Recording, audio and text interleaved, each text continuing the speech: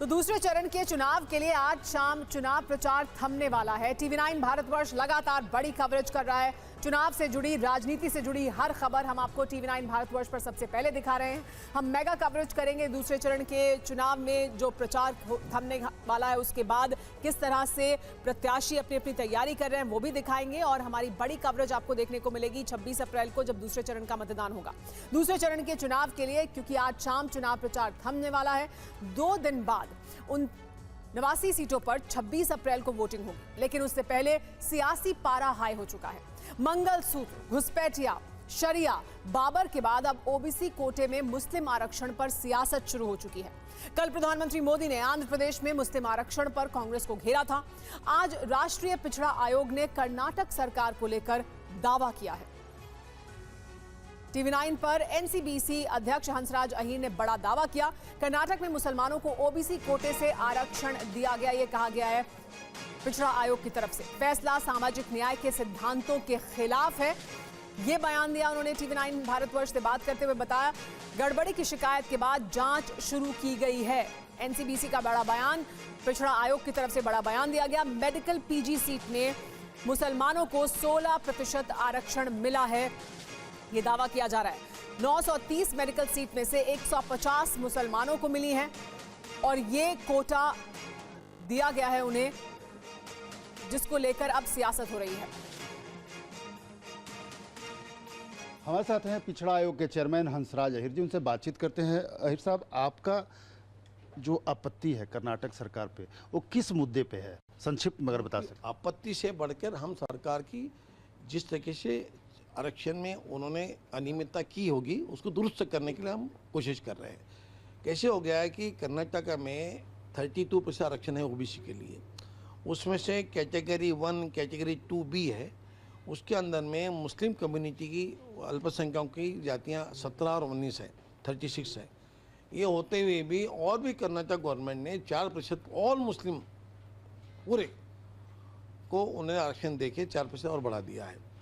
इतना आरक्षण देने की वजह हम बार बार पूछ रहे हैं कि भाई तुमने किस आधार पे ऑल मुस्लिमों को आरक्षण दिया है? आधार तो दो, हमको बता तो दो, लिख के तो दो।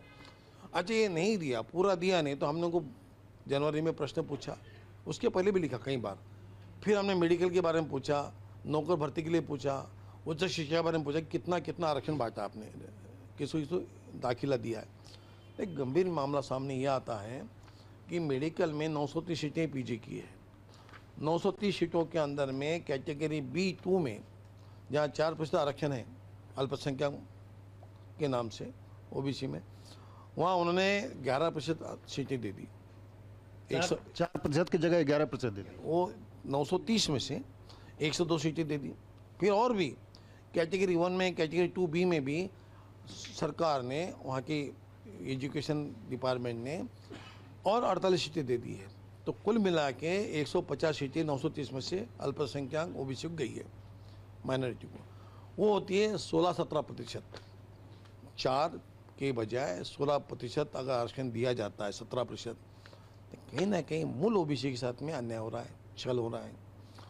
ये बातें हमने सामने आने की वजह से राइटिंग में रिप्लाई दिया है करके हम आपको बता रहे हैं। तो शोषण हुआ है मूल ओबीसी का, उनके आरक्षण की लूट हो गई है, ये हमें लगता है को, तो हम सोचते हैं कि दुरुस्त करें। आज हुआ है, कल ना हो। ओबीसी कोटे में मुस्लिम आरक्षण पर प्रधानमंत्री नरेंद्र मोदी ने भी बयान दिया है। कांग्रेस ने सामाजिक न्याय का अपमान किया, कहा पीएम ने। कांग्रेस ने सेक्युलरिज्म की हत्या की है। कर्नाटक मॉडल देश में लागू करना चाहती है कांग्रेस, ये कहा प्रधानमंत्री नरेंद्र मोदी ने। क्या कहा, सुनिए। कर्नाटक की कांग्रेस सरकार, उसने और एक पाप किया। मुस्लिम समुदाय में जितनी भी जातियां हैं, सबको उन्होंने ओबीसी कोटा में डाल दिया और ओबीसी बना दिया। यानी जो हमारे देश के ओबीसी समाज को लाभ मिलता था, उसका बड़ा हिस्सा कट गया और वो भी वहां चला गया। यानी कांग्रेस ने सामाजिक न्याय का अपमान किया, सामाजिक न्याय की हत्या की। कांग्रेस ने भारत के सेक्युलरिज्म की हत्या की। कर्नाटका अपना यही मॉडल ये कांग्रेस पूरे देश में लागू करना चाहती है। NCBC national commission for backward classes के अध्यक्ष यानी पिछड़ा आयोग के अध्यक्ष के आरोप पर कांग्रेस पार्टी ने जवाब दिया है। कांग्रेस जाति धर्म के आधार पर भेदभाव नहीं करती है। कांग्रेस पार्टी की तरफ से कहा गया कि भ्रम फैलाया जा रहा है। सवाल अर्ध सत्य है, कहा सुप्रिया श्रीनेत ने। मुसलमानों को आरक्षण पर नीतिगत सोच होगी, ये अर्ध सत्य है, ये पूरा सत्य नहीं है। इसमें भी भ्रम फैलाया जा रहा है। अर्ध सत्य पूरे झूठ से थोड़ा दिक्कत तलब होता है। सुप्रीम कोर्ट का फैसला आया था जब हमारी सरकार आई थी कि जो रिजर्वेशन है वो खत्म नहीं किया जा सकता है। मुझे ऐसा लगता है कि अगर पिछड़े वर्ग में उनको शामिल किया गया है तो जरूर इसके पीछे कोई नीतिगत सोच होगी और इसका ज्यादा बेटर एक्सप्लेनेशन, ज्यादा बेटर बयान हमारे वहां के मुख्यमंत्री दे सकते हैं। लेकिन कांग्रेस पार्टी ना धर्म के आधार पर, ना जाति के आधार पर कोई भेदभाव करती है, ना हम इस देश को बांटते हैं। ये काम पूरी तरह से भारतीय जनता पार्टी के हिस्से का है, वो ऐसा करते हैं। आपने सुना सुप्रिया श्रीनेत को। मुस्लिम आरक्षण पर सुधांशु त्रिवेदी ने भी बयान दिया है। कांग्रेस तुष्टीकरण की राजनीति कर रही है, कहा सुधांशु त्रिवेदी ने। कांग्रेस एसटी, एससी और ओबीसी के अधिकारों के हनन को भी तैयार है। मनमोहन सरकार में भी ओबीसी कोटे से मुसलमानों को 10% आरक्षण की सिफारिश की गई थी।